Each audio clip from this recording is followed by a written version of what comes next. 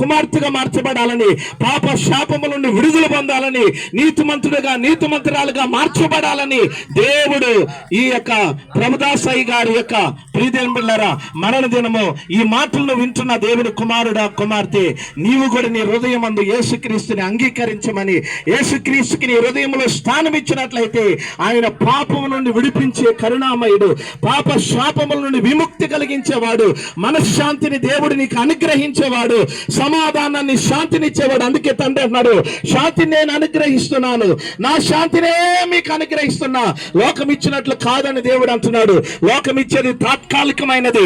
ప్రియదేవుని బిడ్డలారా, ఒక మందు షాప్ కాడికి వెళ్తే అది తాగితే ఒక రోజు ఒక ప్రియదేవుని బిడ్డలారా లేదా ఒక 8 గంటలు 7 గంటలు ఉంటుంది, లేదా ఒక సినిమా కాడికి వెళ్తే ఒక 3 hours ఉంటుంది. కానీ దేవుడి సముఖములకు నువ్వు వచ్చినట్లయితే, దేవుడి వైపు నువ్వు తిరిగినట్లయితే నిత్యము నీ హృదయంలో దేవుడు శాంతిని సమాధానాన్ని దేవుడు నీకు దయచేస్తాడు.